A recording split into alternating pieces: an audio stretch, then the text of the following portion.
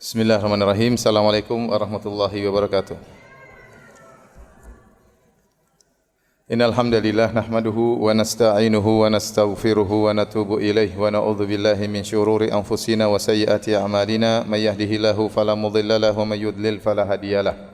Wa asyhadu an la ilaha illallah wahdahu la syarikalah wa asyhadu anna Muhammadan abduhu wa rasuluhu la nabiyya ba'dah. Ya ayyuhalladzina amanu taqullaha haqqa tuqatih wa la tamutunna illa wa antum muslimun. Fa inna asdaqal hadithi kitabullah wa khairal huda huda Muhammadin sallallahu alaihi wasallam.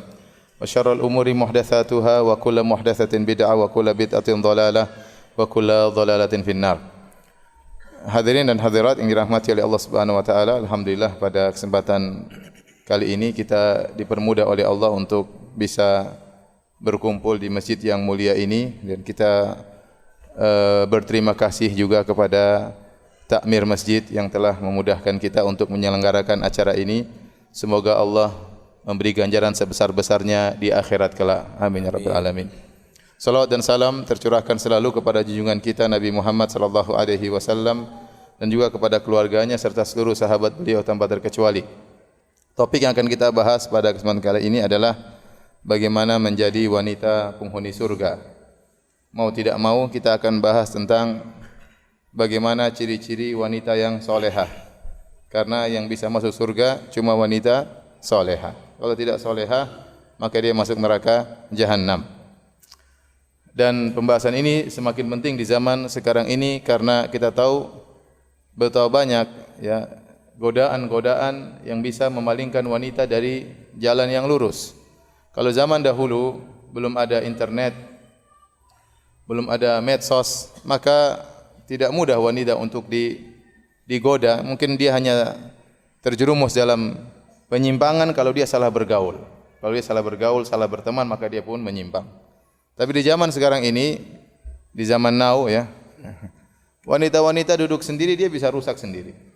Kalau dia buka HP, kemudian dia mulai bermain medsos, Facebook, Instagram, Twitter, ya, grup WhatsApp dan yang lainnya, maka dia bisa melihat berbagai macam hal, ya, dan tidak ada yang bisa menyelamatkannya kecuali Allah Subhanahu wa taala.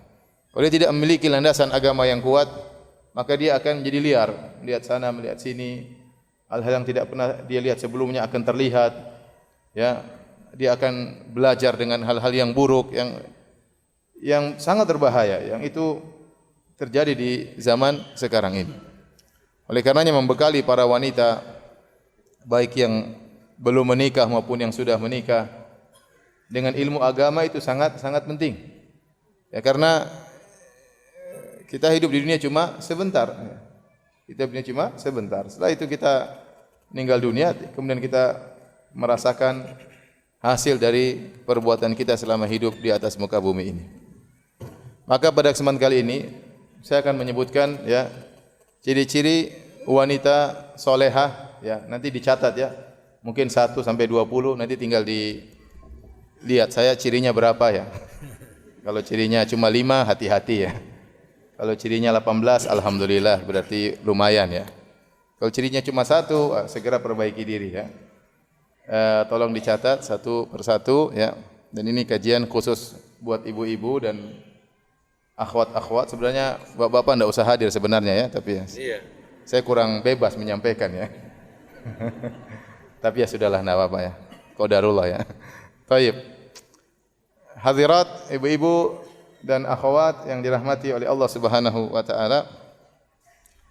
Allah menyebutkan serentetan ciri-ciri wanita solehah dalam Al-Qur'an, sifat-sifat yang mulia.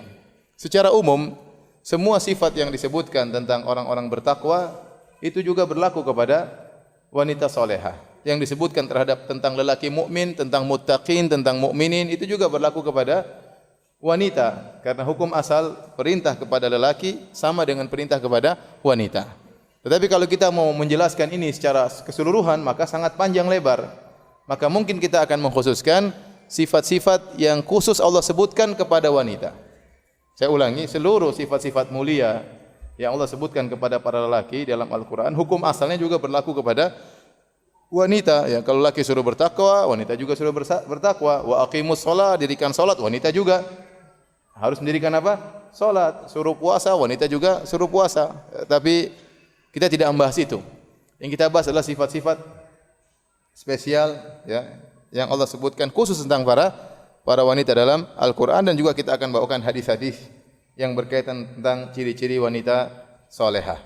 Yang pertama yang Allah sebutkan dalam surat An-Nisa, fas-salihatu qanitatun hafizatun lil ghaibi bima hafizallah. Kata Allah Subhanahu wa taala tentang wanita salehah, kata Allah fas-salihat, wanita-wanita salehah.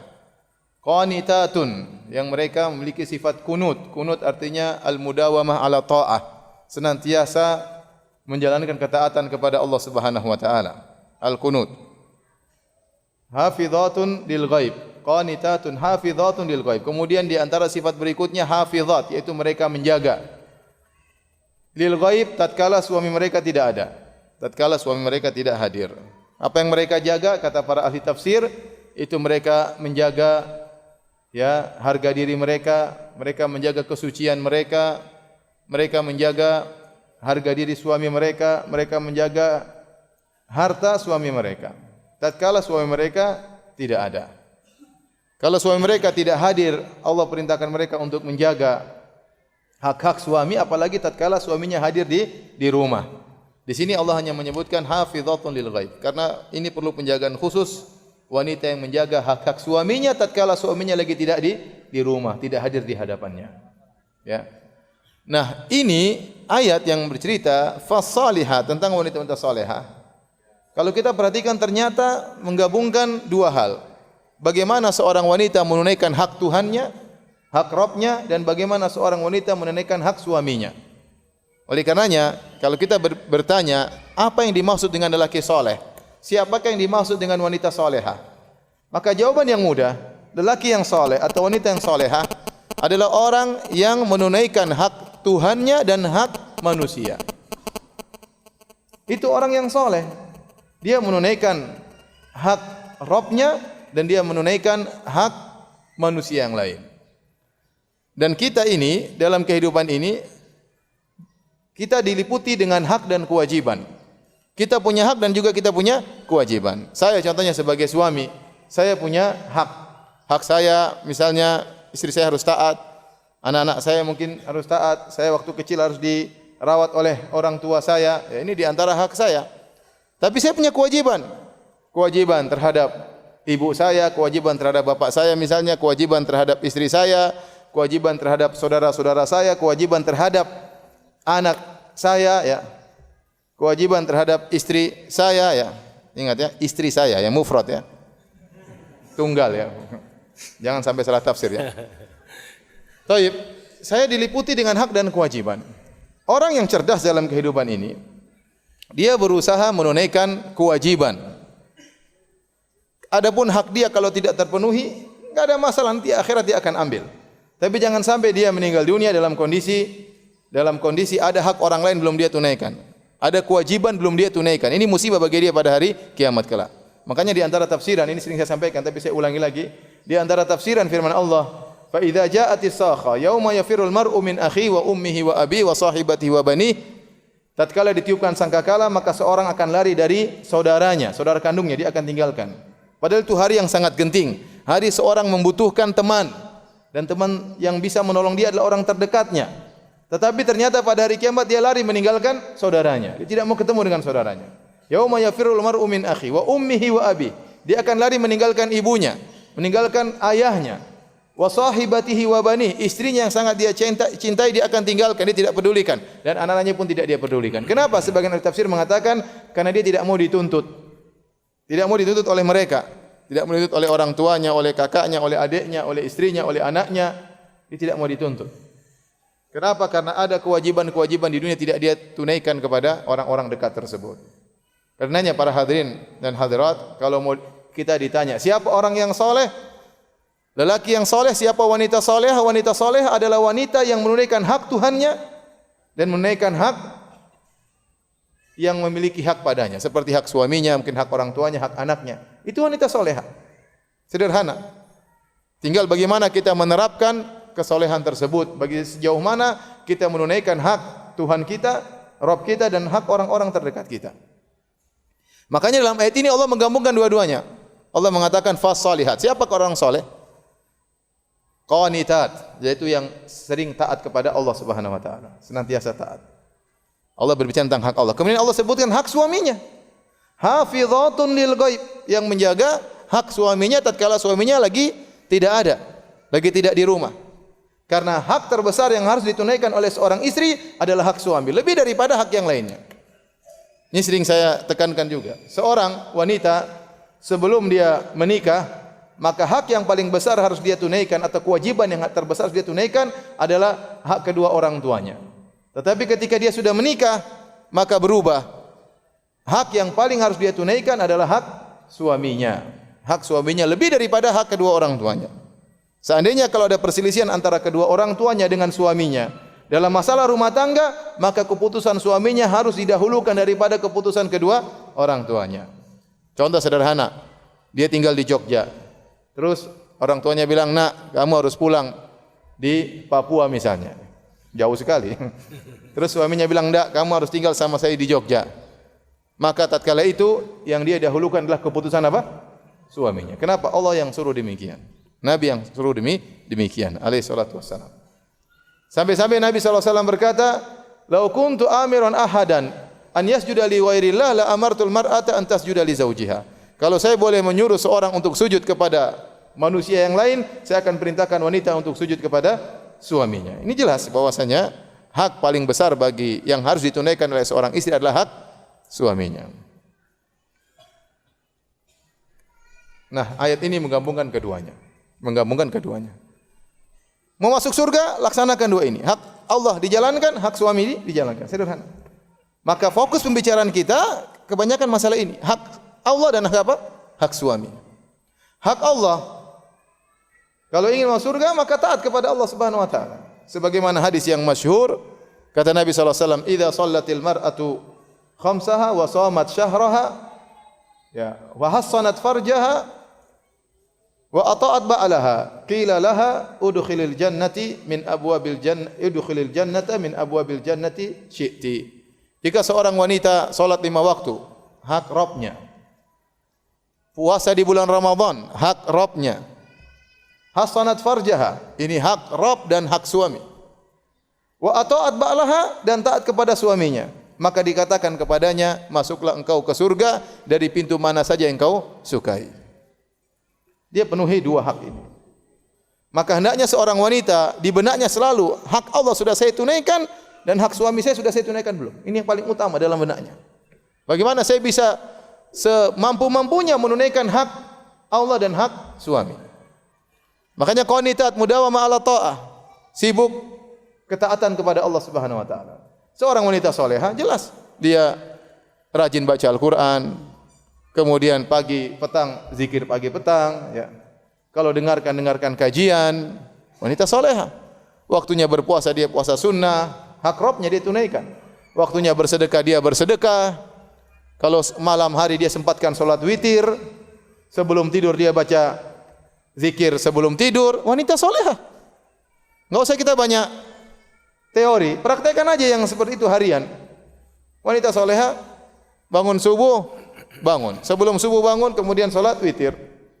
Kemudian solat sebelum subuh 2 rakaat. Kemudian solat subuh, kemudian zikir. Ya. Bukan bangun subuh, langsung buka HP. Ya. Belum baca doa bangun tidur, sudah langsung lihat isi WhatsApp. Ya. Habis sholat, assalamualaikum, langsung buka WhatsApp. Karena waktu sholat sudah bunyi, ting tang, waduh. Langsung dibuka. Waktu duha, sholat duha. Sisihkan waktu untuk baca Quran, setengah jam, 1 jam setiap hari. Zikir pagi petang, sudah selesai. Tinggal dia pikirkan hak suaminya. Hak Allah tidak minta banyak. Allah bahkan minta kurang daripada itu. Nabi hanya mengatakan idza shalatil mar'atu khamsaha. Kalau dia salat 5 waktu, enggak usah dia salat sunnah juga enggak ada masalah. Salat 5 waktu, udah. Enggak usah salat sunnah, enggak usah qabliyah ba'diyah, enggak usah duha, enggak ada masalah. Yang penting salat 5 waktu dijaga. Lebih daripada itu lebih baik. Kemudian shamat syahraha, salat puasa bulan Ramadan. Tidak puasa sunnah jangan jadi masalah. Yang penting jaga kemaluan, kemudian yang berikutnya taat kepada apa? Suami. Taat kepada suami. Hadirin dan hadirat yang dirahmati oleh Allah Subhanahu wa taala, ini juga hadis menunjukkan bahwasanya inti dari kesolehan seorang wanita jika menunaikan hak Allah dan hak suaminya. Baik. Di antara sifat wanita salehah adalah waspada dari godaan syaitan. Waspada dari godaan syaitan. La tattabi'u khutuwati syaitan. Janganlah kalian mengikuti langkah-langkah syaitan. Dan di antara tujuan utama syaitan, dan ini sangat berkaitan dengan hak Allah dan juga hak suami. Di antara tujuan syaitan yang paling utama adalah bagaimana seorang wanita bisa cerai dari suaminya. Ini tujuan utama syaitan. Lihat dalam Sahih Muslim, Rasulullah SAW bersabda, Inna iblis wada'a arsyahu alal ma' thumma yab'athu sarayahu. Sungguhnya iblis meletakkan singgasananya di atas air, di atas lautan, entah di mana ya. Thumma yab'athu sarayahu. Kemudian dia melepaskan pasukannya untuk menggoda. Fa'adhamuhum manzilatan a'dhamuhum fitnah. Yang paling pasukannya yang paling kedudukannya dekat dengan iblis adalah yang paling besar fitnahnya. Setelah mereka menggoda, kemudian setan-setan tersebut melapor ya. Ya. Wahai iblis, qad fa'altu kadza wa kadza. Saya telah melakukan demikian. Kata iblis, ma fa'alta syai'an. Kau belum bikin apa-apa. Satu lagi lapor, wahai iblis, saya begini-begini. Kata iblis, belum ya. Jadi iblis ini provokator memang. Anak buahnya sudah berusaha, kata dia, belum apa-apa ya. Biar mereka terpacu untuk apa? Menggoda ya. Semakin besar godaannya, semakin dekat dengan iblis. Sampai ada yang datang, wa yaji'u ahaduhum, sampai salah. Satu syaitan datang berkata, ya, ma farraqtu hatta ya, farraqtu bainahu wa baina zaujatihi. Aku tidak meninggalkannya, ma farraqtuhu, aku tidak meninggalkan dia, aku selalu menggoda lelaki ini sampai aku memisahkan antara dia dengan apa? Istrinya. Di sini kita tahu bahwasanya tujuan iblis paling utama adalah menceraikan suami dengan istri. Maka tatkala seorang wanita waspada, iblis ini paling tujuannya, dan iblis menggoda lelaki dan menggoda wanita. Maka jangan sampai dia melakukan hal-hal yang bisa mengantarkan kepada perceraian. Karena hal tersebut berarti dia terjebak dengan ya jerat-jeratan iblis. Iblis ingin seorang laki bercerai dari istrinya. Nah inilah sang wanita harus waspada dengan godaan syaitan. Semua perkara yang bisa menghilangkan kasih sayang antara suami dan istri maka tinggalkan. Taib, hadirin dan hadirat yang dirahmati Allah Subhanahu wa taala, berikut ini kita akan sebutkan ciri-ciri wanita salehah atau istri yang salehah. Ya. Jangan lupa dicatat ibu-ibu ya. Jangan lupa dicatat. Semoga ibu-ibu ya memiliki sifat-sifat tersebut. Ciri pertama adalah menyenangkan hati suami, menyenangkan hati suami. Kata Nabi sallallahu alaihi wasallam dalam hadis Abu Hurairah, qila li Rasulillah, ditanyakan kepada Nabi sallallahu alaihi wasallam, ayyun nasi khairun, ayyun nisa'i khairun? Ya Rasulullah, wanita mana yang terbaik? Kata Nabi sallallahu alaihi wasallam, allati tasurruhu idza nazar. Wanita yang terbaik adalah yang menyenangkan suaminya jika melihat istrinya.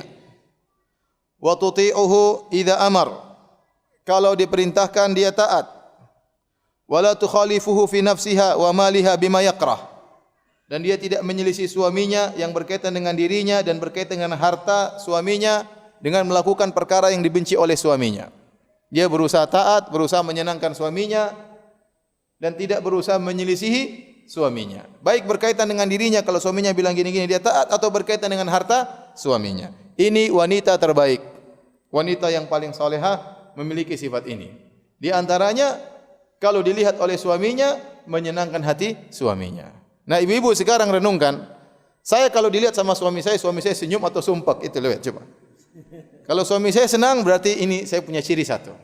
Tapi kalau setiap suami saya lihat wajahnya merengut, bermuka masam, ya, sedih kalau melihat saya, ya, emosi, ya ini berarti ada yang enggak beres dengan saya. Harus ada yang saya perbaiki. Ya, ada yang harus saya perbaiki. Ini ibu-ibu ya.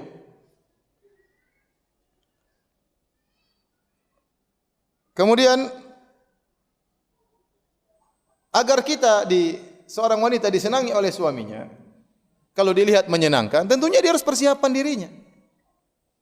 Dari akhlaknya dia persiapkan, dari penampilannya dia persiapkan. Kalau penampilannya buruk, bagaimana mau enak dipandang? Bagaimana suaminya enak memandangnya? Oleh karenanya di antara sunnah adalah seorang wanita menyiapkan dirinya untuk menyambut suaminya. Dalam satu hadis Nabi SAW bersabda, "Idza qadima ahadukum lailan fala ya'tiyanna ahlahu turuqan." Ini zaman dahulu. Kalau ada seorang suami pulang dari safarnya di malam hari, maka jangan dia ketuk pintu istrinya di malam hari. Jangan. Karena istrinya mungkin lagi tidur. Kenapa? Karena istrinya belum persiapan. Kata Nabi SAW, hatta tastahiddal maghibatu wa tamtashita asy'itha. Agar seorang wanita yang belum mencukur bulu kemaluannya bisa mencukur bulu kemaluannya. Ya. Dan agar seorang wanita yang rambutnya semerawut bisa menyisir rambutnya. Dan kalau itu suaminya datang malam-malam, dia tidak persiapan. Maka Nabi melarang seorang suami, zaman dahulu kala belum ada sarana komunikasi, kalau pulang dari safar, jangan ketuk pintu di malam hari. Terus kalau pulang gimana? Tidur di masjid. Zaman dulu begitu. Tidur tempat orang. Jangan ketuk pintu istrinya, karena istrinya bisa jadi bangun jam 2 malam, belum persiapan. Akhirnya dia menyambut suaminya dengan kondisi yang tidak menyenangkan. Ini dalil bahwasanya seorang wanita dianjurkan untuk menyiapkan dirinya. Dan juga dalil bahwasanya seorang suami berusaha agar istrinya bisa menyiapkan dirinya. Sampai Nabi melarang dia untuk datang malam-malam. Kenapa? Supaya istrinya punya kesempatan untuk mempersiapkan apa? Dirinya. Maka ini khitab, pembicaraan tertuju kepada suami dan istri. Sampai Nabi bicara pada perkara yang sangat detail agar sang wanita yang belum mencukur bulu kemaluannya bisa mencukur bulu kemaluannya. Agar tidak menyambut suaminya dalam kondisi tidak menyenangkan. Ya. Oleh karenanya, ini dalil seorang wanita hendaknya menyiapkan dirinya. Sekarang alhamdulillah sudah ada sarana komunikasi. Kita pulang malam juga enggak apa-apa, tapi kasih tahu istri, "Sayang, Abi pulang jam 2 malam ya. Tolong persiapan." Ya persiapanlah. Apa yang mesti disiapkan? Pakai tanya lagi. Gimana? Wanita cerdas, jangan bahlul ya. Kalau bilang persiapan, ini jelas persiapan. Tidak apa-apa kalau zaman sekarang pulang di malam hari. Yang penting kasih tahu apa? Istri, biar dia persiapan. Sebagian orang ada yang tanya kepada seorang syekh, "Syekh, saya mau pulang dia sekolah di Madinah, pengin pulang ke kampungnya lebih cepat. Saya pengin bikin kejutan sama istri saya." Tidak boleh, jangan bikin kejutan, kasih tahu kamu pulang. Surprise, bikin kejutan, tidak boleh. Kasih tahu istri kamu mau pulang. Ya. Sehingga dia persiapan untuk menyambutmu. Nah, bagaimana seorang suami bisa tersenyum melihat istrinya kalau dia pulang dari kantornya, kemudian istrinya dalam kondisi tidak rapi, rambut semerawut, ya, baju bau, ya, bulu ketiak belum dicabut, ya, bulu kemaluan masih berantakan, ya, repot.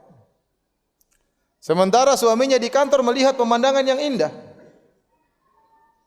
melihat bunga-bunga yang bertebaran, yang berbagai macam aromanya dan warnanya. Sampai dia pulang ke rumah, dia lihat bukan bunga, yang dia lihat apa?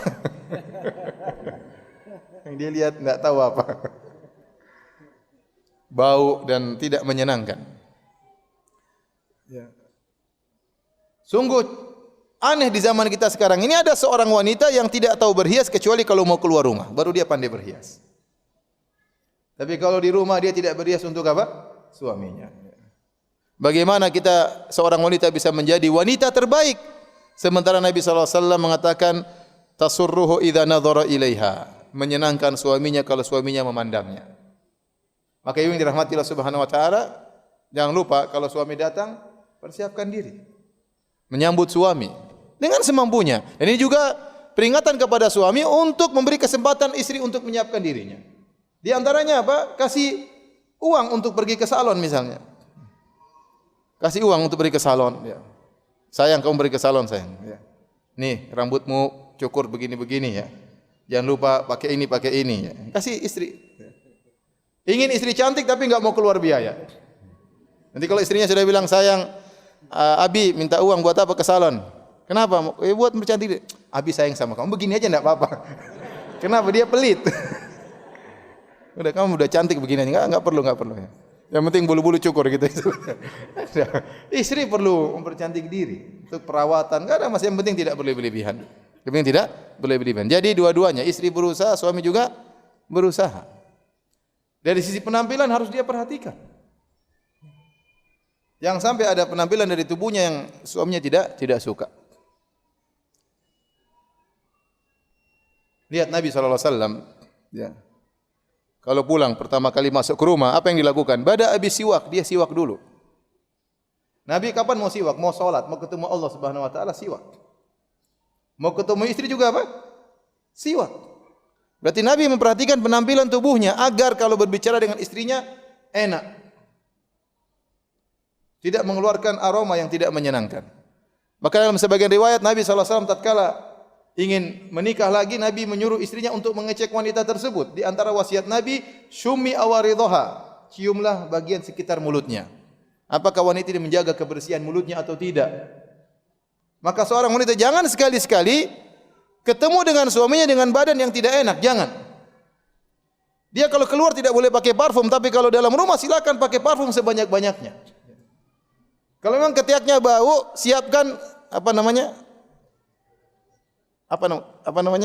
Kates apa? Bukan kates. Tawas. Kates. Tawas itu gosok sekuat-kuatnya biar hilang baunya. Siapkan tawas ya, kalau perlu 3 kali sehari ya. Biar tidak bau. Jangan sampai ada keluar bau tidak enak buat suaminya. Nabi saja memperhatikan mulutnya. Nabi tidak suka wanita yang keluar bau ya dari dirinya. Ya. Jadi ini benar-benar diperhatikan. Dari sisi apa? Penampilan. Baju yang menarik. Ya kalau suami bilang, "Sayang, saya suka kamu pakai baju warna merah." Ya udah pakai baju warna merah. Kalau suami bilang, "Sayang, saya suka kamu pakai baju warna hitam." Udah pakai baju warna hitam. Kalau suami bilang, "Sayang, saya suka kamu enggak pakai baju," ya enggak usah pakai baju. Terserah suaminya. Yang pokoknya menyenangkan hati suaminya dia lakukan. Selama tidak haram lakukan apa yang disenangi oleh suaminya. Saya suka kamu pakai parfum warna ini, udah beli parfum warna itu. Meskipun kita enggak suka, kalau suami suka warna itu, aroma itu pakai aroma tersebut. Karena kita ingin masuk dalam hadis ini. Allati tasurruhu idza nadhara ilaiha, yang menyenangkan suaminya jika melihat kepada istrinya. Kemudian apa? Akhlak yang mulia.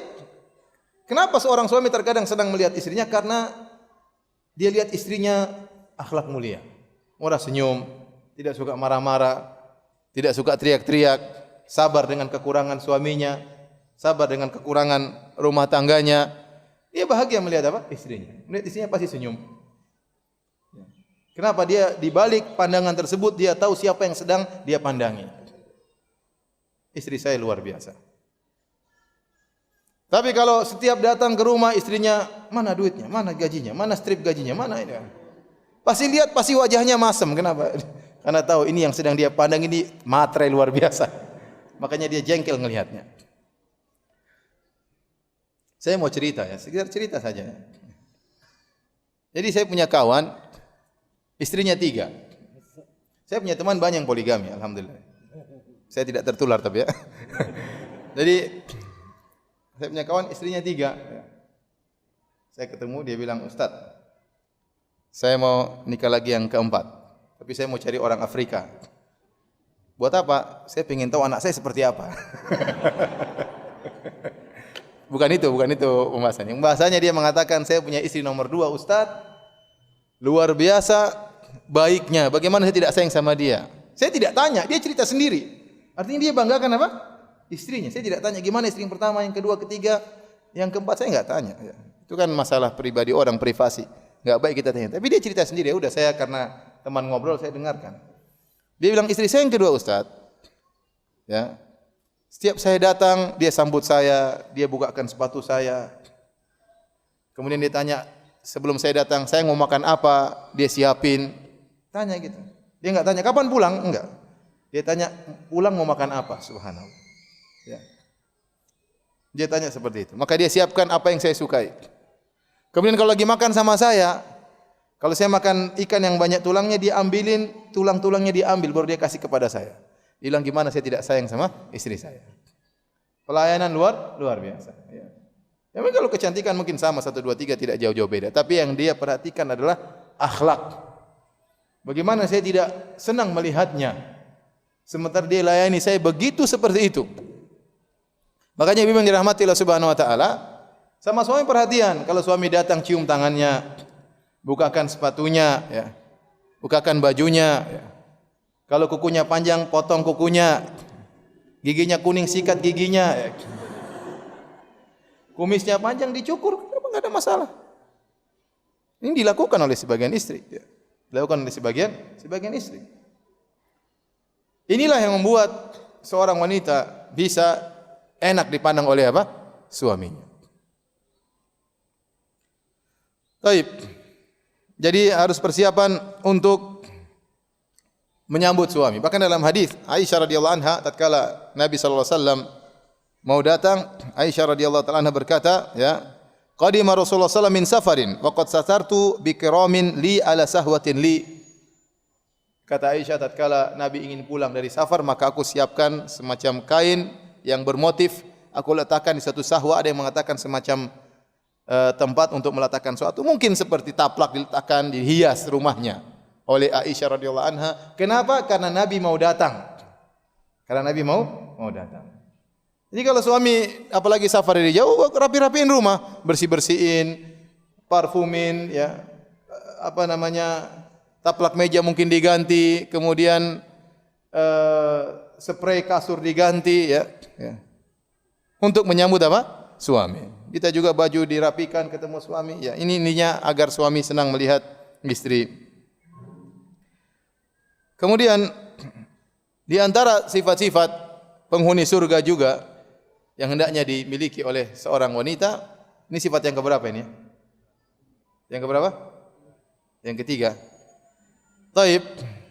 Kata Nabi SAW, ala ukhbirukum binisaikum fil jannah. Maukah aku kabarkan kepada kalian tentang wanita di surga? Siapa? Maksudnya istri yang akhirnya masuk surga bersama kalian. Karena lafal Nabi binisaikum fil jannah. Maukah aku kabarkan kepada kalian tentang wanita kalian di surga? Artinya istri kalian yang ikut masuk surga bersama kalian. Ini isyarat bahwasanya ada istri yang tidak ikut masuk surga. Suaminya aja yang masuk surga, istrinya enggak. Ya. Dan ada istri yang masuk surga bersama suaminya. Maka Nabi SAW bersabda, kullu wadudin waludin a'udin. Dalam riwayat kata Nabi SAW, itu wanita atau istri yang sangat mencintai, kemudian mudah melahirkan, subur, kemudian sangat mudah kembali kepada suaminya. Yang pertama yaitu sifat walud, yaitu dia subur. Artinya apa kata para ulama? Kalau memang dia ditakdirkan oleh Allah seorang wanita yang subur, kalau suaminya ingin anak dari dia tidak menghalangi. Dia bisa bicara dengan suaminya, saya senang punya anak banyak, tapi mungkin kita kasih jarak misalnya 2 tahun sekali karena repot untuk ngurus anak kita. Tidak apa-apa diskusi. Tapi jangan dia bilang saya enggak mau anak kita kecuali cuma 3. Tidak mau saya. 3 ya sudah. Sampai ada yang saya bilang, "Mas, anaknya berapa?" "Cuma 2, Ustaz." "Kenapa?" Istri saya bilang, "Kalau kamu punya anak, kamu yang hamil." Saya capek hamil terus. Oh, ini enggak boleh seperti ini, enggak boleh. Tapi kalau suaminya ingin punya anak banyak, maka dia bersedia. Karena itu walud. Tetapi tidak apa-apa didiskusi, suamiku kita jarangkan 3 tahun sekali misalnya, 2 tahun sekali. Tapi jangan yang mengatakan, saya cuma mau 2 saja. Saya mau anak laki perempuan saja. Setelah itu enggak mau. Itu enggak boleh. Itu bukan sifat istri penghuni surga. Bukan. Jadi yang pertama walud. Tapi kalau memang qadarullah dia tidak dimudahkan punya anak, entah mandul misalnya, atau ternyata sudah berusaha anak cuma 2 atau 3, ya itu di luar kemampuan. Enggak ada masalah. Tapi pembicaraan kita tentang seorang wanita yang diberi kesuburan oleh Allah, kemudian suaminya ingin punya anak banyak, dia tidak mau. Dia tidak mau. Dia mengatakan capek ini. Dan saya bilang perjuangan. Memang kalau seorang wanita hamil, letih, capek itu perjuangan. Tapi selama dia melakukannya karena Allah Subhanahu Wa Taala, maka semua keletihan, semua kesusahan yang dia rasakan berpahala di sisi Allah Subhanahu Wa Taala. Ya, tidak mudah mengandung seorang anak 9 bulan muntah-muntah dan berat dan macam-macamnya. Ya, tapi semuanya bernilai pahala di sisi Allah kalau dia niatkan karena Allah Subhanahu Wa Taala. Ini pertama walud. Yang kedua wadud. Yaitu sangat sayang kepada suaminya. Ya, sangat sayang kepada suaminya. Sangat sayang tadi. Dia perhatian sama suaminya. Perhatian sama suaminya. Kalau manggil nama suaminya dengan kehormatan, ya, tidak merendahkan suaminya, dia sayang sama suaminya. Ya.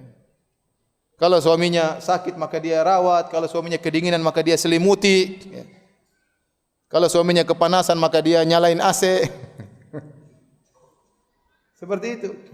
Benar-benar sayang kepada suaminya. Suaminya pergi, dia siapkan apa? Dia siapkan semuanya, bajunya, kopernya, semuanya. Suami enggak usah ngurus. Sampai ada orang kalau ke bandara dia bawa koper, diperiksa apa isinya, saya enggak tahu. Istri saya yang siapin semuanya. Saya enggak tahu. Dia periksa aja sendiri. Kenapa? Karena sudah terbiasa disiapin oleh siapa? Istrinya. Ya, seperti itu. Itu namanya sayang kepada suami. Tidak banyak nuntut kepada suami. Tahu kondisi ekonomi suami dan yang lainnya.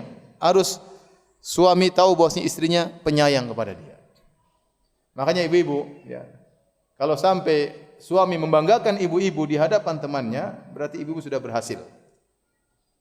Kalau sampai suami bilang, Masya Allah istri saya. Seperti tadi kawan saya. Ya. Masya Allah istri saya. Sayang banget sama saya. Ini berarti insya Allah ini istri soleha. Insya Allah penghuni apa? Surga. Tapi kalau seorang lelaki mengeluhkan istrinya kemana-mana, istri saya Masya Allah, amit-amit, Masya Allah, Masya Allah. Luar biasa istri saya. Wah. Nuntutnya banyak, ininya banyak. Nah, ini repot kalau sudah seperti ini. Berarti suami tidak merasa disayang oleh apa? Istrinya.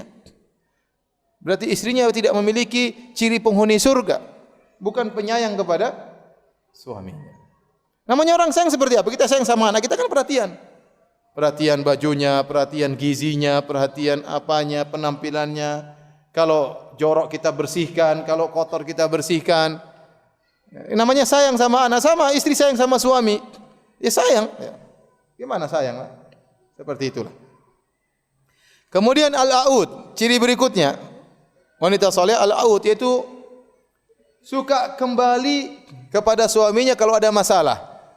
Kata Nabi SAW, "Idza ghadibat," kalau sang wanita marah, au usi'a ilaiha, atau dia dizalimi oleh suaminya. Jadi suaminya yang salah. Jadi kondisi apapun, apakah istrinya salah atau suaminya yang salah, tapi dia ingin menyelesaikan permasalahan dengan cepat, tidak ingin memperpanjang permasalahan. Au ghadiba zawjuha, atau suaminya yang marah. Qalat hadhihi yadi fi yadik. Maka dia pun datang kepada suaminya, dia letakkan tangannya di tangan suaminya. Dia berkata, la aktahilu bi ghamdin hatta tarda. Wahai suamiku, aku tidak bisa tidur dengan tenang sampai kau ridha kepadaku. Ini istri soleha, ciri wanita penghuni surga. Ingin kalau ada masalah, apakah yang salah dia atau yang salah suaminya, dia ingin segera selesaikan permasalahan. Dan dia mengalah. Kalau Nabi SAW berkata tentang dua orang yang bertengkar, kata Nabi SAW, la yahillu li muslimin an yahjura akhahu fawqa thalath. Tidak halal bagi seorang muslim memboikot saudaranya lebih dari 3 hari. Yaltaqiyani, keduanya bertemu, fa yu'ridu hadza wa yu'ridu hadza. Yang satu berpaling ke kanan, satu berpaling ke kiri. Nabi tidak suka kalau lebih sudah dari 3 hari. Kemudian kata Nabi SAW, wa khairuhuma alladhi yabda'u bis salam. Yang terbaik di antara keduanya, yang pertama kali mengucapkan salam. Nabi tidak mengatakan yang salah yang harus memulai salam. Tidak. Nabi tidak berbicara mana yang salah yang benar. Yang Nabi anjurkan siapa yang pertama kali mengalah karena Allah Subhanahu Wa Taala. Mengalahkan hawa nafsunya, mengalahkan godaan syaitan. Maka dia pertama kali mengucapkan salam meskipun dia di posisi benar, meskipun kawannya di posisi salah. Tapi dia yang pertama kali mengucapkan assalamualaikum. Kenapa? Dia ingin kebahagiaan. Dia kalahkan syaitan, dia kalahkan hawa nafsunya. Nah, saya katakan wanita pun demikian. Nabi yang mengatakan di antara ciri penghuni surga, wanita penghuni surga al-aud, yaitu suka kembali kepada suaminya. Kalau ada masalah, ada problem, apakah dia yang salah atau suaminya yang salah? Maka dia lawan hawa nafsunya, lawan egonya, dia datang kepada suaminya, dia meletakkan tangannya di tangan suaminya, dia berkata, la adzuqu ghamdan hatta tarda. Wahai suamiku, aku tidak bisa tidur sampai kau ridha. Sekarang sebagian wanita zaman now, ya, dia ngambek sama suaminya, dia ngambek sama suaminya, tidak peduli, waktunya tidur, tidur. Besok ngambek dilanjutkan. Ajib, menakjubkan wanita zaman sekarang. Dia tidak peduli. Dia tidak mencari keridhaan suami, marah-marah biarin aja katanya. Apa urusan saya dengan suami saya? Ini ke penghuni surga, dia berkata, aku tidak bisa tidur sampai kau ridha wahai suamiku. Mau jadi wanita penghuni surga seperti ini. Sabar, lawan ego. Jangan berpanjang masalah. Sebagian wanita kalau sudah masalah, sebagian istri, saya berhari-hari. Ya akhi, ya ukhti ngapain masalah berkepanjangan, sehari, 2 hari, seminggu, 2 minggu, kemudian masalah dikeluarkan di teman-temannya, cerita sana sini, masalah diangkat ke keluarganya. Ya akhi, ya ukhti, tidak usahlah begitu. Kalau ingin menjadi wanita penghuni surga, harus latihan mengalah karena Allah. Mengalah karena Allah Subhanahu wa ta'ala. Kemudian ciri berikutnya, dalam riwayat yang lain dalam Sunan Baihaqi, Rasulullah SAW bersabda, khairu nisaikum, sebaik-baik istri kalian, al-wadudul walud al-muwatiyah. Al-wadud, walud sudah kita bahas. Al-wadud sangat penyayang, al-walud subur. Kemudian al-muwatiyah, al-muwasiyah. Idza taqaina Allah. Jika dia bertakwa kepada Allah. Apa yang disebut dengan al-muwatiyah? Al-muwatiyah itu taat kepada suaminya. Suaminya bilang begini, dia taat. Suaminya arahkan, dia taat. Selama bukan kemaksiatan. Apakah ustaz kita tidak boleh membangkang? Tidak boleh. Diskusi boleh. Selama suami menyuruh kepada ketaatan, maka harus dijalankan. Diskusi boleh. Bilang, mas, kayaknya kurang cocok begini. Enggak. Kamu bikin aja. Ya sudah. Mas, ini saya kasih tahu enggak mau dengar. Repot gitu. Jangan. Udah. Diskusi boleh, tapi kalau suami sudah bersikeras begini, maka jalankan. Itu namanya al-muwatiyah. Tadi saya sudah jelaskan hadis, di awal hadis Nabi mengatakan jika wanita salat 5 waktu, kemudian puasa Ramadan, menjaga kemaluannya, taat kepada suaminya, dikatakan kepadanya, masuklah surga dari pintu mana saja yang kau sukai. Ini menunjukkan taat kepada suami pahalanya sangat besar. Sampai dia dipersilahkan masuk surga dari pintu mana saja yang dia sukai. Namun memang berat. Karena pahalanya besar, memang ujiannya berat. Ujiannya berat. Tapi kalau seorang berdoa kepada Allah, dia akan mudah menjadi istri yang taat kepada suaminya. Tidak ingin menyelisih suaminya. Maka dikatakan al-muwatiyah, berusaha taat kepada suaminya. Kemudian di antara ciri wanita yang salehah penghuni surga adalah al-muwasiyah. Al-muwasiyah yaitu wanita yang selalu yuwasi, yaitu menyenangkan suaminya. Misalnya suaminya sedih, maka dia hibur. Dan dia bisa mengkondisikan dirinya dengan suaminya. Suaminya lagi sedih, dia juga ikut-ikutan sedih supaya suaminya merasa tentram. Suaminya lagi gembira, maka dia ikut gembira supaya suaminya senang. Itu al-muwasiyah. Bukan suaminya lagi sedih, kamu ngapain sedih-sedih? Dimarahin. Yang tambah sedih lagi suaminya. Suaminya lagi gembira, dia sedih. Lagi jalan-jalan suaminya gembira, dia ngambek. Enggak gimana jalan-jalan istri ngambek. Ini bukan al-muwasiyah. Al-muwasiyah itu berusaha mengkondisikan dirinya dengan situasi, dengan kondisi suaminya. Kalau suaminya susah, maka dia menghibur suaminya. Ya.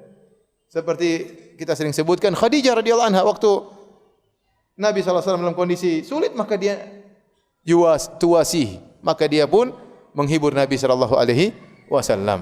Ini istri yang ciri penghuni surga. Ciri yang keberapa? Hah? Ciri keenam. Masih sedikit ya. Baik, kita lanjutkan. Dalam hadis yang sama, Nabi lanjutkan, wa syarru nisaikum, dan seburuk-buruk istri kalian al-mutabarrijat, yaitu istri-istri yang suka keluar berhias di luar. Al-mutakhayyilat, yang dia sombong dan angkuh. Wa hunnal munafiqat, dan mereka adalah wanita-wanita munafik. La yadkhulul jannata minhunna illa mithlu ghurabil a'sam.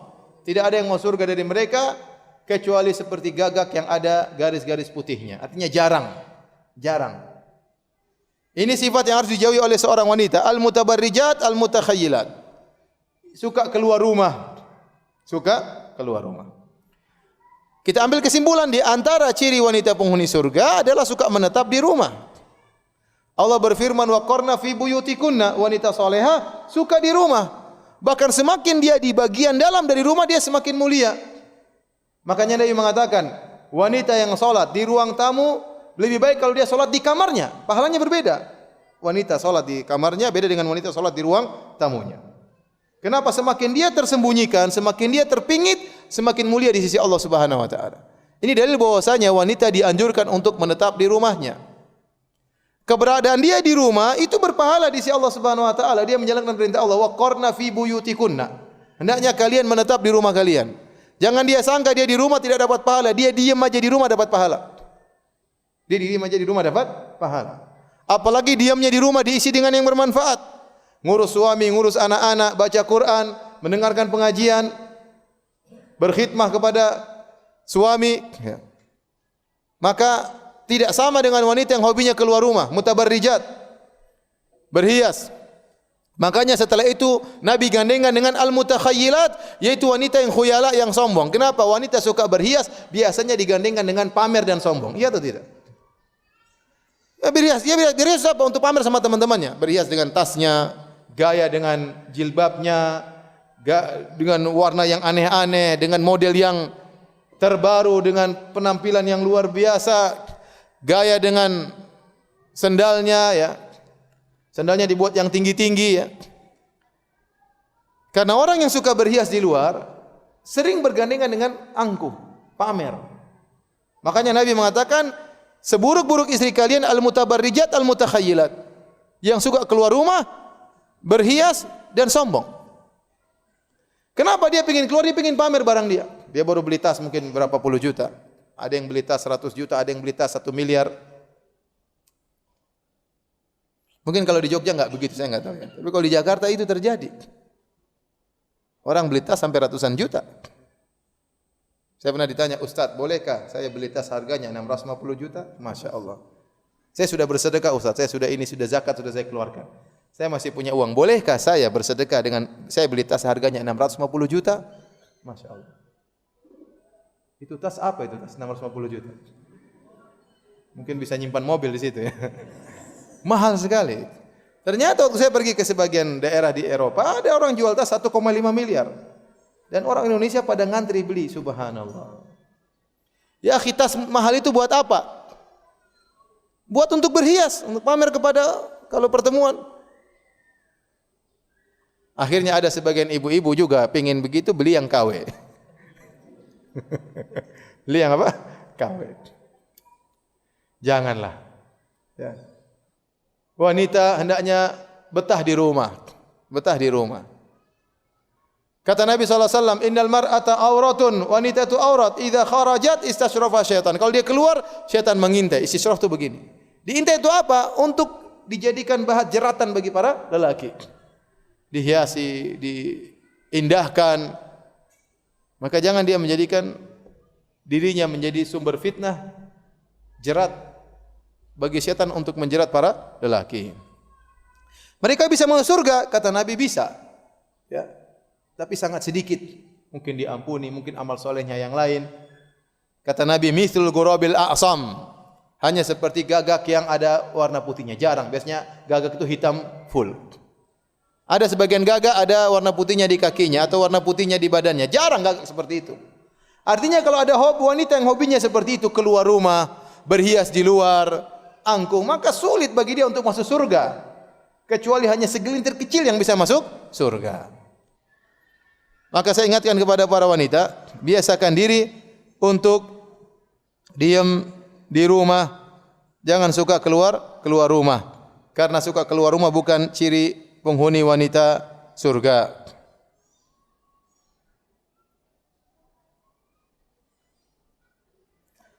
Taib. Hadirin dan hadirat yang dirahmati Allah Subhanahu wa taala. Di antara ciri wanita penghuni surga yaitu wanita yang pandai bersyukur kepada suaminya. Mensyukuri apa yang telah diberikan oleh suaminya, tidak kufur nikmat. Karena kalau wanita suka kufur nikmat, maka dia penghuni neraka jahanam. Hadis yang masyhur Nabi sallallahu alaihi wasallam waktu khutbah salatul Id, maka Nabi sallallahu alaihi wasallam maju menuju kepada barisan para wanita, kemudian Nabi berkata, "Ya ma'syaran nisa tasaddaqna, fa innakunna aktsaru hatabi jahannam." Wahai para wanita, bersedekahlah, karena kebanyakan kalian penghuni neraka jahanam. Ada wanita berkata, "Lima ya Rasulullah, kenapa kami para wanita banyak penghuni neraka jahanam?" Kata Nabi, "Li'annakunna takfurnal ashir." Karena kalian suka kufur kepada kebaikan suami. Wa tukthirna syakat, dan kalian suka mengeluh. Suka mengumpat, suka mengeluh. Wanita jangan seperti itu. Mensyukuri apa yang suaminya berikan kepada dia. Subhanallah, sampai ada kawan saya sampai di WA sama anak seorang wanita. Wanita tersebut janda.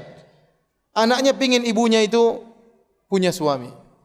Maka dia WA kepada teman saya, dia bilang, "Pak, tolong nikahi ibu saya, Pak. Ibu saya hanya ingin ada yang temani dia makan." Saya begitu. Ibu saya hanya ingin ada dia teman ngobrol, tidak minta apa-apa. Nah, sekarang sebagian wanita terkadang banyak nuntut, dia tidak tahu kalau janda kayak apa ya. Tidak bersyukur. Lihatlah ke bawah bagaimana nasib-nasib para janda yang setengah mati. Yang tidak ada yang menemani mereka, tidak ada teman ngobrolnya. Kalau sedih-sedih sendirian, memikirkan anak yang begitu banyak. Maka ini bersyukur, saya punya suami. Punya suami yang perhatikan saya, yang siap diomelin. Bersyukur kepada Allah Subhanahu wa taala. Nah, banyak wanita tidak bersyukur. Jangan sampai menjadi wanita yang pandai bersyukur kalau sudah hilang nikmat tersebut. Dan ini penyebab utama masuk neraka. Karena waktu Nabi ditanya, "Kenapa kami banyak penghuni neraka?" Kata Nabi, "Li'annakunna takfurnal ashir." Karena kalian suka melupakan kebaikan apa? Suami. Lupa kebaikan suami. Suami sudah melakukan banyak kebaikan, tidak dihargai. Suami sudah kerja dari pagi sampai sore, bahkan sampai malam, tidak disambut dengan hangat. Diomelin kadang-kadang. "Kenapa telat?" "Gimana saya mau telat, macet di jalan?" "Saya juga enggak mau telat." Diomelin. Sebagian saudara-saudara kita di Jakarta kerja, subuh sudah kerja. Pulang jam 8 malam, bayangkan. Begitu salat subuh sudah pakai baju seragam, pingin berangkat kerja. Kalau imamnya assalamualaikum, mungkin assalamualaikum kedua dia sudah di mobil. Saking buru-burunya. Sampai ada sebagian orang sudah pakai baju kerja, imamnya enggak datang-datang, dia salat sendiri. Kenapa? Dia tidak pingin terlambat kerja. Ini sudah capek setengah mati, pulang tidak disambut oleh istrinya. Mana rasa bersyukur? La yashkurullah man la yashkurin nas. Tidak berterima kasih kepada Allah orang yang tidak tahu berterima kasih kepada orang lain. Oleh karenanya, kalau ingin jadi wanita penghuni surga, pandai bersyukur. Suka puji suami, "Makasih Mas." Apa usahanya kita bilang sama suami kita, "Jazakallah khairan." Syukron Mas. Apa susahnya? Ya. Enggak susah kan? Kenapa kalau sama kawan kita mudah, "Terima kasih, syukron, jazakallah khair, jazakillah khairan." Masya Allah, doa tak banyak-banyaknya. Sama suami tidak pernah bilang apa? Syukron. Tidak pernah mengatakan, "Terima kasih Mas. Semoga Allah membalas kebaikanmu Mas." Ya. Semoga Allah menggantikan keringatmu dengan pahala yang banyak. Tidak ada kata-kata begitu. Oleh karenanya, jika wanita ingin masuk surga, jadilah wanita yang pandai berterima kasih kepada suaminya. Kemudian sifat berikutnya, hormat pada suami. Hormat pada suami. Ini yang keberapa? Sifat yang keberapa ini? Berapa? 8, masih sedikit, rencananya 20. Hormat kepada suami. Tadi hadis yang sudah kita dengarkan, "Lau kuntu amiran ahadan an yasjuda li ghairillah la amartul mar'ata an tasjuda li zawjiha." Kalau saya boleh nyuruh seorang sujud kepada yang lain, saya akan suruh wanita sujud kepada suaminya. Ini dalil. Wanita sujud kepada suaminya kalau boleh, ternyata enggak boleh. Dia harus tunduk, merendah di hadapan suaminya, mengalah di hadapan suaminya, hormat sama suaminya. Bukan suaminya tidak dihargai, suaminya tidak dianggap, omongan suaminya tidak didengar. Kalau pergi keluar rumah tidak minta izin, cuek. Mau pakai uang terserah dia. Mau dia enggak hormat sama suaminya. Mau terima tamu terserah dia. Siapa ya? Ini rumah saya. Ini rumah suaminya. Suaminya yang bangun. Kemudian dia asal saja. Ya. Enggak. Oh, istri hormat sama suami. Mas, minta izin. Boleh saya keluar, Mas? Mas, ada tamu boleh. Bagaimana, Mas, jam berapa cocoknya? Ya. Seperti itu.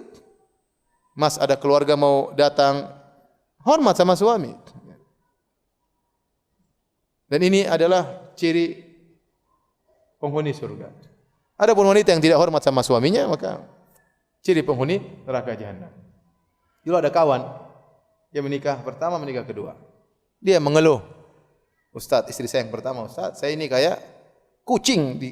Saya juga bingung, maksudnya istrinya bikin dia jadi kayak kucing itu kayak apa gitu. Apa dielus-elus, apa diusir-usir, apa ditendang, enggak tahu ya. Saya enggak tanya lagi, maksudnya gimana? Enggak usah tanya lah. Pokoknya dia mengungkapkan dengan kesedihan. Saya seperti dijadikan kucing oleh apa? Istri saya. Kalau yang istri kedua kayak kelinci. Jadi para hadirin hadirat yang Allah Subhanahu wa taala, ini wanita hendaknya hormat kepada suami kalau ingin menjadi penghuni surga. Baik, ciri berikutnya yang Allah Subhanahu wa taala sebutkan tentang ciri-ciri wanita salehah di antaranya dalam Al-Qur'an. Kata Allah Subhanahu wa taala, wanita mukminah di antaranya menundukkan pandangan. Wa kullil mu'minati yaghdudna min absarihinna wa yahfazna furujahun. Katakanlah kepada wanita untuk menundukkan pandangan mereka. Hukum asal wanita melihat lelaki tidak haram selama tidak ada ketertarikan, selama tidak ada syahwat. Tetapi yang terbaik adalah menundukkan apa? Pandangan. Apakah syahwat atau tidak? Memang benar, yang rajih kalau tidak syahwat tidak apa-apa. Tetapi yang terbaik, syahwat atau tidak syahwat, menundukkan apa? Pandangan. Tapi kalau sudah melihat tertarik, maka hukumnya sepakat haram. Maka hukumnya sepakat apa? Haram. Terpesona dengan ketampanannya, terpesona melihat. Ada syahwat, seorang bisa merasakan. Melihat, Masya Allah tampannya, apalagi sampai muji. Ya. Masya Allah putihnya, itu sudah haram kalau seperti itu. Sepakat ulama, haram kalau sudah sampai pada tingkatan seperti itu. Maka jangan sampai seorang wanita dalam kehidupan kesehariannya kemudian dia nonton acara-acara yang tidak benar, film-film ya. Apalagi film Korea misalnya. Saya enggak tahu sekarang banyak film Korea. Akhwat-akhwat nanti nyebarin film Korea, kadang bintang-bintang Korea ya. Ini sudah haram jelas. Memandang dengan syahwat, memandang dengan terpesona. Itu jelas haram. Hati-hati ibu, jangan habiskan nonton kemudian nonton sinetron, lihat pemain-pemain sinetron yang tampan-tampan. Kemudian bandingkan dengan suami yang pas-pasan. Ini hukumnya haram. Maka wanita yang saleh menundukkan pandangannya. Tidak suka melihat laki-laki. Tidak suka bandingkan suaminya dengan laki-laki yang lain. Tundukkan pandangan. Dia boleh melihat apalagi sampai perkara-perkara yang pada tingkatan aurat. Kemudian Allah Subhanahu wa taala juga berfirman ya. Wala yubdina zinatahunna illa ma dhahara minha. Ciri wanita salehah yaitu tidak menampakkan perhiasannya kecuali yang biasa terlihat. Maka jangan kemudian dia memakai baju dengan warna-warni yang terlalu mencolok sehingga tampak sekali itu adalah hiasan, menjadi perhatian para lelaki, semua orang memandangnya, makin tidak boleh. Kalau dia lewat menjadi pusat perhatian. Ini pertama berhias, kedua pakaian syuhrah, tidak boleh. Wanita salehah tidak demikian. Dia bersih, dia rapi, itu dituntut bersih dan rapi. Tetapi jangan dia pakai pakaian yang kemudian menarik perhatian. Karena itu berarti dia telah berhias dengan pakaian tersebut. Dan sudah kita sebutkan, fungsi dari jilbab Bukan untuk dilihati oleh laki-laki, tapi agar terlindung tidak menjadi perhatian para lelaki. Kalau ternyata seorang wanita pakai jilbab justru menjadi menarik perhatian para lelaki, itu jilbabnya salah berarti. Entah karena fashionnya, modelnya terlalu indah, warnanya terlalu mencolok, maka tidak boleh hukumnya. Tapi kalau yang wajar-wajar saja sebagai wanita lain tidak ada masalah. Tapi kalau saya berlebih-lebihan, model cadarnya aneh-aneh, ya, model rendanya aneh-aneh, model jilbabnya warna-warni, ya. Kemudian warnanya terlalu rame, ada gambar bunga matahari di roknya misalnya, bajunya warna merah, kuning, hijau, ya. Ini menarik perhatian, hukumnya haram, tidak boleh. Tidak boleh. Kemudian di antara ciri wanita salehah adalah wanita yang pemalu. Wanita yang pemalu. Tatkala Allah Subhanahu wa taala sebutkan tentang kisah dua orang wanita salehah yang ditemui oleh Nabi Musa alaihissalam. Ya. Walamma warada ma'a Madyan wajada alaihi ummatan minan nas wa wajada min dunihima imra'ataini tadhudan. Qala ma khatbukuma? Qala la nasqi hatta yusdira ar-ri'a wa abuna shaykhun kabir. Waktu Nabi Musa lari dari kejaran Fir'aun, kemudian dia pergi ke negeri Madian, dia mendapati ada sumur atau mata air di Madian dan orang-orang sedang berkerumun di situ. Di antaranya dia melihat dua orang wanita yang sedang menghalang-halangi kambing mereka untuk ambil minum di situ. Nabi Musa kasihan, Nabi Musa datang, "Ma khatbukuma? Kenapa kalian?" Kata dua wanita ini, "Kami tidak bisa mengambil air sampai lelaki dulu pergi." Kata para ulama, wanita ini malu, kemudian dia tidak ikhtilat, tidak campur dengan laki-laki. Berusaha seorang tidak duduk sama laki-laki. Ini wanita solehah. Di zaman kita sekarang ini, zaman now, terkadang laki-laki yang malu sama perempuan. Lagi malu-malu, kemudian ceweknya datang, "Kamu ngapain sih?" Aduh. Kita malu, dia enggak malu. Sebagian wanita seperti itu. Harusnya wanita itu memiliki sifat malu. Jangan bercampur dengan laki-laki. Nabi berkata, "Alaikum nabi hafatit tariq." Nabi menegur para wanita, kalian jalan di pinggir. Jangan jalan di tengah, cuek, biar laki-laki yang pinggir. Jangan. Kalau jalan malu, ada laki-laki malu. Itu wanita solehah seperti itu. Allah memberikan fitrah mereka untuk malu. Perhiasan mereka adalah rasa malu. Makanya saya sering sampaikan, kalau antum yang jomblo-jomblo mau menikah, kalau pas nazar lihat ceweknya, cari cewek yang pemalu. Begitu dilihat dia malu-malu, tutup wajahnya, tutup telinganya, tutup. Dia malu. Ini berarti insya Allah wanita solehah. Tapi kalau antum pas nazar dia juga lihat, ngapain? Ente yang malu-malu begini, udah ente sejak awal baru nazar aja sudah kalah, apalagi kawin. Udah ente mundur aja. Ente tidak pantas ketemu menikah dengan dia. Mental ente belum cukup. Nazar aja udah kalah. Jadi kalau wanita pemalu itu tidak kemudian sana campur laki-laki, bicara dengan laki-laki seenaknya, bicara dengan suami orang, ketawa ketiwi suami semua orang. Ini bukan ciri wanita solehah. Lihat dua wanita tersebut menghindar, menjauh dari para lelaki. Musa yang datang, "Ma khatbukum? Ada apa dengan kalian?" Maka mereka pun cerita. Nabi Musa pun bantu. Kemudian setelah itu Nabi Musa bernaung di bawah sebuah pohon, ternyata wanita tersebut datang lagi salah satunya. Aja'atu ihdahuma tamshi ala istihya. Maka datanglah salah seorang dari wanita tersebut manggil Nabi Musa berjalan dengan malu-malu, kata Allah Subhanahu wa taala. Tamshi ala istihya. Berjalan dengan malu-malu, tersipu malu. Dia mengatakan, "Inna abi yad'uka liyajziyaka ajra ma saqaita lana." Wahai Musa, sungguhnya ayah kami mengundangmu untuk datang ke rumah memberi ganjaran atas kebaikanmu. Tapi di sini tamshi ala istihya, jalan dengan penuh rasa malu. Maka saya ingatkan kepada ibu-ibu, didik anak-anak kita untuk punya juga rasa malu. Kalau kelompok lelaki, malu-malu ada laki-laki. Ajarin sejak awal. Jangan sila sana ketemu. Duduk sama om-om sana. Jangan. Biarkan dia punya rasa malu. Dan ini ciri wanita solehah, memiliki rasa malu. Jangan biarkan dia terbiasa bercampur dengan laki-laki. Nah, kalau ternyata ibu-ibu ada yang sukanya begitu, ngobrol sama laki-laki, cekakaan sama suami orang, ya. Satu grup dengan laki-laki, hendaknya merubah diri sejak sekarang. Itu kebiasaan buruk. Facebook temannya laki-laki, laki-laki add dia setuju, bahkan dia nge-add sama laki-laki. Instagram temannya laki-laki. Mana rasa malunya? Mana rasa malunya seperti ini? Apakah ini ciri wanita solehah? Bukan. Wanita solehah memiliki rasa malu yang tinggi. Rasa malu itu akan membuat dia menghalangi dia dari bermaksiat kepada Allah Subhanahu wa taala. Kalau seorang terbiasa tidak malu, dia mudah bermaksiat kepada Allah Subhanahu wa taala. Baik. Ciri berikutnya. Wanita yang salehah berbicara dengan tidak melenggak-lenggokkan suaranya. Kata Allah Subhanahu wa taala, "Wala takhda'na bil qaul fayatma alladhi fi qalbihi marad." Jangan kau mendayu-dayukan suaramu, maka akan ada lelaki yang memiliki penyakit hati akan condong kepadamu. Maka ibu-ibu tatkala berbicara, sekarang bukan cuma berbicara, bahkan tatkala menulis, tatkala komentar, misalnya di grup, di situ ada laki-laki, maka biasa-biasa aja yang wajar-wajar.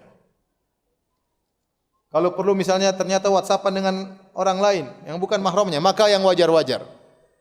Karena terkadang sebagaimana suara bisa menggoda, tulisan juga bisa menggoda. Bisa menggoda. Latih diri kita untuk tidak berbicara dengan mendayu-dayu. Karena benar suara itu bisa menggoda. Suara bisa menggoda. Laki-laki itu bisa tergoda dengan suara. Allah yang sebutkan, "Fayatma alladhi fi qalbihi marad." Allah mengatakan seorang laki bisa tergoda dengan suara. Ini Allah tidak bicara tentang wajah. Wajah lebih menggoda lagi. Tapi wajah, tubuh, suara saja bisa menggoda, apalagi lebih daripada itu. Maka wanita yang soleha dia menjaga tutur katanya yang wajar-wajar saja. Tidak usah kemudian dia berbicara dengan melenggak-lenggok, mendayu-dayu. Maka ini bukan ciri wanita yang soleha. Masih banyak sebenarnya. Tapi cukup itulah, sedikit-sedikit dulu. Mudah-mudahan para wanita yang hadir bisa menjadi istri-istri yang solehah, ya, bisa menjadi ibu-ibu yang solehah, dan semoga kita semua dipertemukan dengan keluarga kita, dengan istri kita, dengan anak-anak kita di surga kelak, orang tua kita. Amin ya rabbal alamin. Selanjutnya kalau ada yang bertanya saya persilahkan. Allah taala alam bisawab.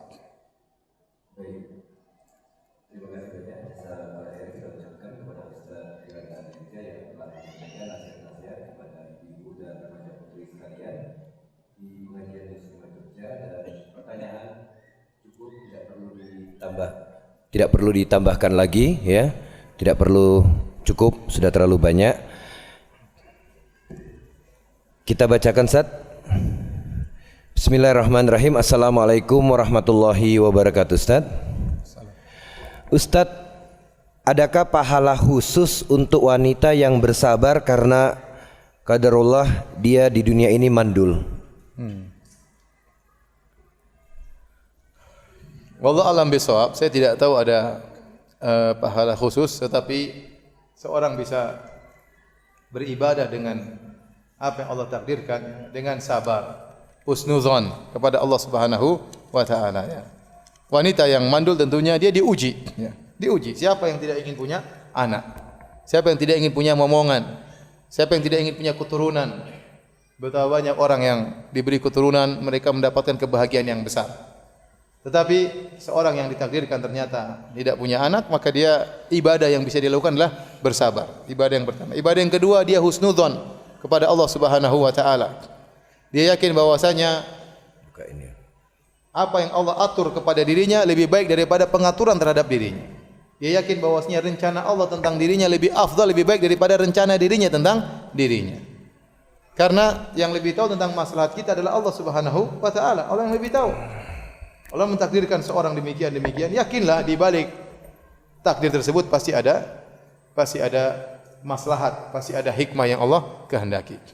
Makanya Ibnu Qayyim rahimahullah taala pernah menyampaikan, kalau seorang belum bisa menerima ini, ingatlah kisah tentang Nabi Khadir dengan Nabi Musa alaihissalam. Fantalaqa hatta idza laqiya gulaman faqatala. Qala aqatalta nafsan zakiyatan bighairi nafsin laqad ji'ta syai'an nukra. Tatkala Musa dan Khadir melewati seorang anak yang masih kecil, tiba-tiba anak tersebut dibunuh oleh Nabi Khadir. Nabi Musa susah terima. Dia mengatakan, bagaimana kau bunuh seorang anak yang suci, tidak punya salah, kau bunuh dia. Secara fitrah terkadang susah terima, secara kenyataan susah terima. Tetapi Ibnu Qayyim mengatakan, lihat apa hikmahnya. Maka Nabi Khadir menjelaskan, wa ammal gulamu fakana abawahu mu'minaini fakhashina ayyurhaqahuma tughyana wa kufra. Ayyurhaqahuma tughyanan wa kufra. Adapun anak itu memiliki dua orang tua yang mukmin, dan aku khawatir anak ini menjerumuskan kedua orang tuanya dalam kekufuran atau dalam kezaliman.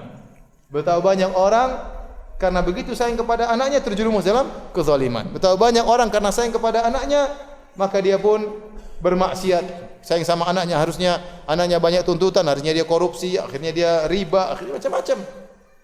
Betapa banyak orang begitu sayang sama anaknya menghalangi dia untuk bersedekah, menghalangi dia untuk beribadah.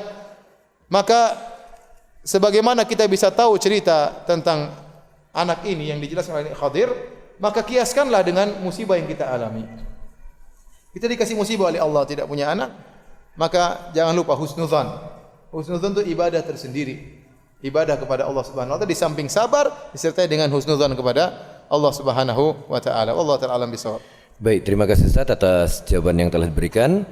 Kita lanjutkan, kita bacakan dari pesan singkat Ustaz dari SMS. Bismillahirrahmanirrahim. Assalamualaikum warahmatullahi wabarakatuh Ustaz.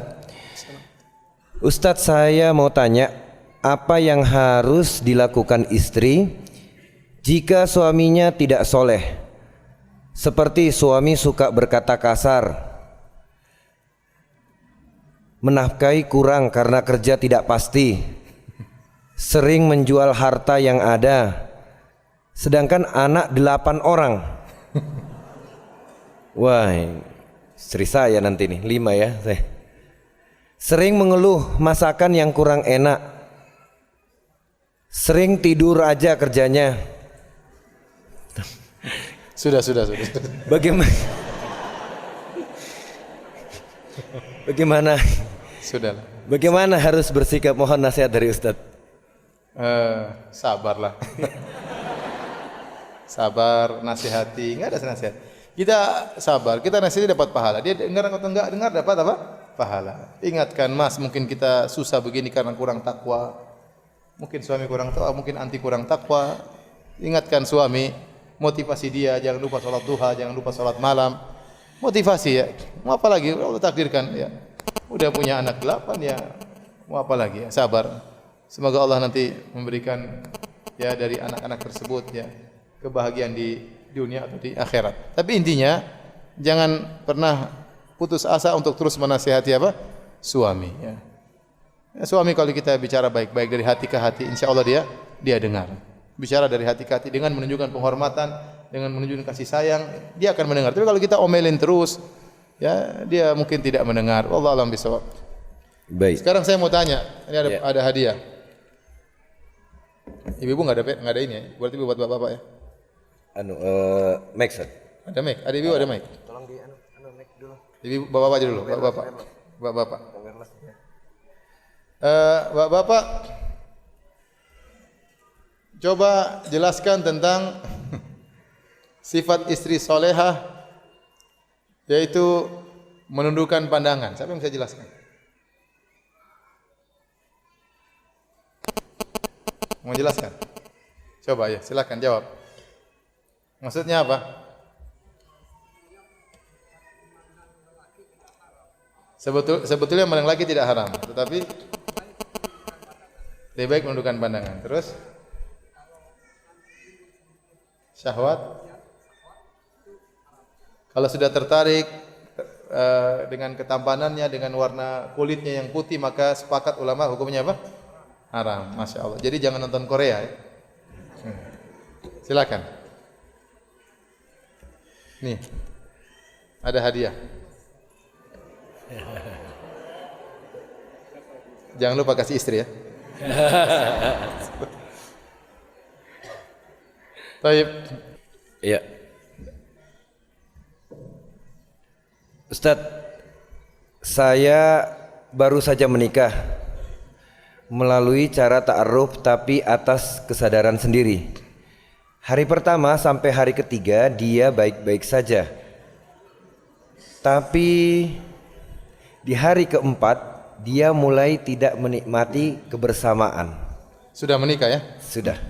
Karena trauma masa lalu yang muncul sehingga untuk sementara belum bisa membersamai suami. Dia di bawah perawatan psikiater dan rutin diruqyah suaminya. Pertanyaannya, apakah ia berdosa karena belum bisa melayani suaminya? Yang diruqyah siapa? Istrinya, Ustaz. Oh. Allah berfirman, fattaqullaha mastata'tum, bertakwalah semampu kalian. Kalau memang orang ada halangan ya, orang ada halangan sakit atau perlu diruqyah atau ke psikiater sehingga tidak bisa memenuhi kewajibannya secara utuh sebagai seorang istri, maka dapat uzur. Dan dia kalau memang dia tidak mampu, dia minta maaf sama suaminya. Saya rasa suaminya mudah-mudahan bisa memahaminya ya. Jadi kalau ditanya apakah dia berdosa, jawabannya tidak, karena dia di luar kemampuannya. Tapi dia hendaknya minta maaf dan minta diridhai oleh suaminya. Allah alam bisawab. Baik, terima kasih Ustaz atas jawabannya.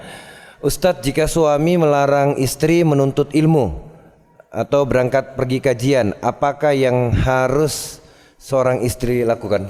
Dilihat dulu, kalau memang dilarang karena terlalu sering keluar rumah ya, pengajian seminggu 7 kali ya, terlalu banyak ya, maka wajar suaminya melarang. Mungkin dia harus perhatikan terhadap anak-anak, atau suaminya ingin ditemani, atau ada kegiatan rumah tangga harus diselesaikan, maka tidak maaf, itu hak suaminya.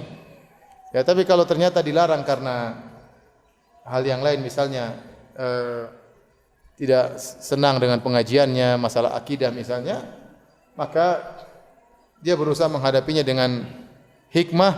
Kalau memang dilarang, dia berusaha memperbaiki akhlaknya, dia bisa ngaji lewat YouTube misalnya ya. Karena suaminya melarang. Ya, sesekali dia bertemu dengan saudara-saudarinya, akhwat-akhwat yang lain untuk memperkuat imannya, meskipun mungkin tidak di lokasi pengajian. Jadi intinya berusaha taat kepada suami. Kalau suaminya larang, ya kita bisa ngaji lewat lewat YouTube sambil kita nasihati suami. Siapa tahu dia berubah. Allah alam bisawab. Baik, terima kasih Ustaz atas jawaban yang telah diberikan. Ustadz, doakan suami saya agar suami saya bisa berdakwah seperti Ustadz. Saya doakan semoga suami anti lebih baik daripada yang anti lihat sekarang ya. Amin ya rabbal alamin. Suami saya lulusan Libya, tapi kerja di negara orang kafir. Dan doakan saya juga agar segera mendapatkan anak. Ya, anti doa sendiri, insya Allah kita juga doakan ya.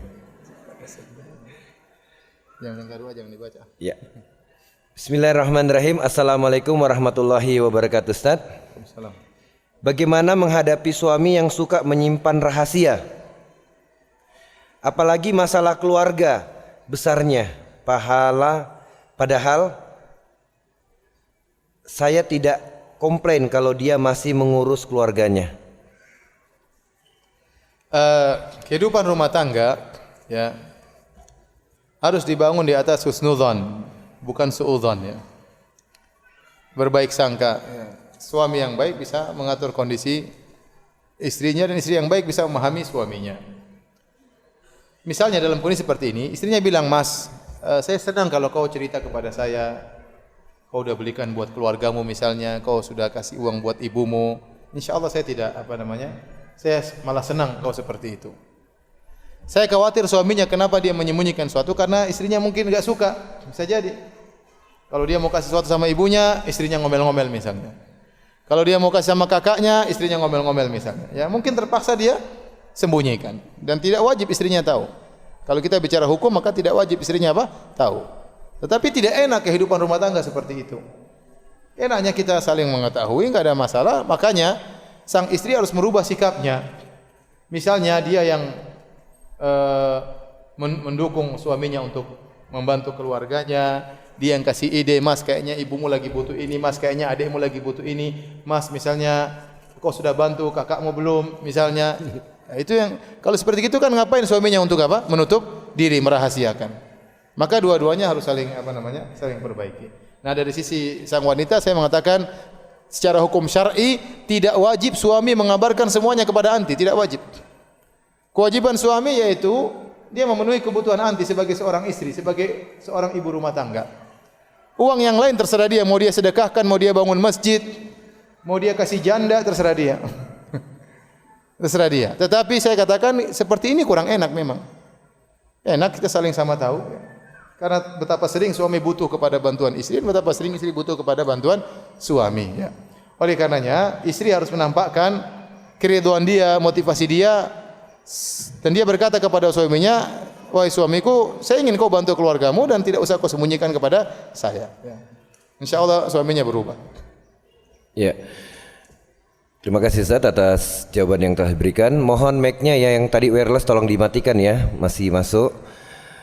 Bismillahirrahmanirrahim. Assalamualaikum warahmatullahi wabarakatuh Ustaz. Ustaz, saya wanita sudah berumur sekarang 60 tahun. Apakah saya harus berbuat apa yang dikatakan Ustaz tadi, yakni berdandan, mempersiapkan diri? Mohon Ya, nasihat. kalau suaminya masih hidup iya. Kalau suaminya masih hidup dia berdandan nyambut apa? Suaminya. Ya, suaminya misalnya umur 70, maka dia sambut suaminya semampunya ya, semampunya ya. Bukan berarti berdandan seperti wanita-wanita yang muda ya, tapi ya artinya apa yang disukai suaminya dia kerjakan. Apa yang disukai oleh suaminya dia kerjakan. Saya pernah menghadapi kasus suami istri. Istrinya mungkin umur 60-an, suaminya mungkin umur 70. Mungkin istrinya sudah tidak berhasrat, tapi suaminya masih berhasrat. Dan istrinya tidak mau melayani suaminya. Dan ini dosa seperti ini. Oleh karenanya, meskipun suami sudah tua, kalau istri bisa tetap berdandan, ya, dandan dari sisi penampilan dan mendandani akhlak, sehingga menyenangkan apa? Suami. Insya Allah semuanya berpahala di sisi Allah Subhanahu wa Ta'ala.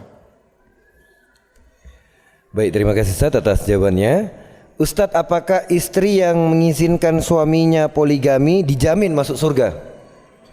Kalau ada hadisnya saya senang, tapi nggak ada hadisnya. Intinya ya, istri yang mengizinkan suaminya menikah lagi pasti menyenangkan apa? Suaminya, itu sudah pasti. Ya. Kemudian dia pasti dapat pahala besar karena dia bersabar. Dia membagi apa? Harinya kepada wanita yang lain. Apalagi dia tambah niatnya untuk menyenangkan wanita yang lain. Karena wanita yang lain juga butuh diperhatikan misalnya. Kalau kita bicara pahala, pahalanya besar ya. Pahalanya besar. Tapi apakah ada jaminan kemudian dia pasti masuk surga? Ya, saya bilang tidak ada hadis secara khusus. Tetapi wanita yang seperti ini tentu pahalanya apa? Pahalanya besar. Allah alam bisawab.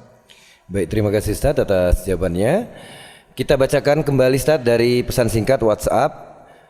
Bagaimana jika suami menghendaki hanya punya anak satu karena takut pertanggungjawaban di akhirat kelak, padahal saya menghendaki punya anak banyak? Kata para ulama, masalah anak itu hak mustarakah. Jadi hukuk mustarakah antara suami dan istri. Ya, antara suami dan istri.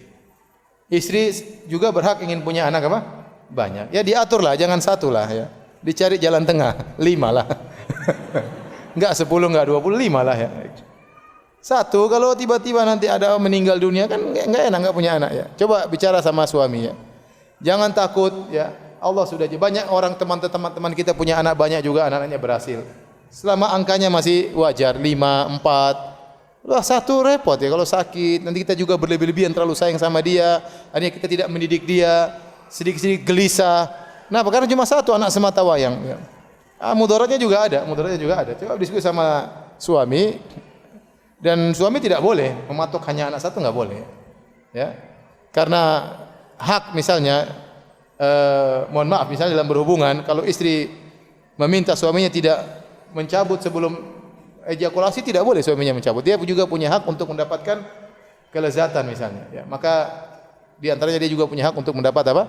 Anak. Maka tolong diskusikan ya. 1 atau 2? 1, 2, 1, 2, 4, ya, 5. Sudah terakhir. Ya. Terakhir ya.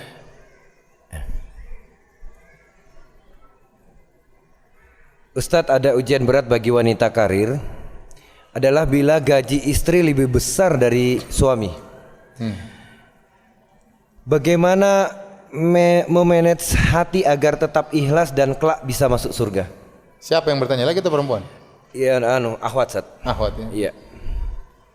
Kalau istri gajinya lebih besar daripada suami, ini memang rawan untuk menjadikan istri semena-mena, merendahkan apa? Suami. Rawan memang, karena dia merasa bahkan berjasa kepada keluarga, bukan suaminya yang berjasa. Maka wanita yang solehah, dia tunduk kepada suaminya karena Allah Subhanahu wa taala.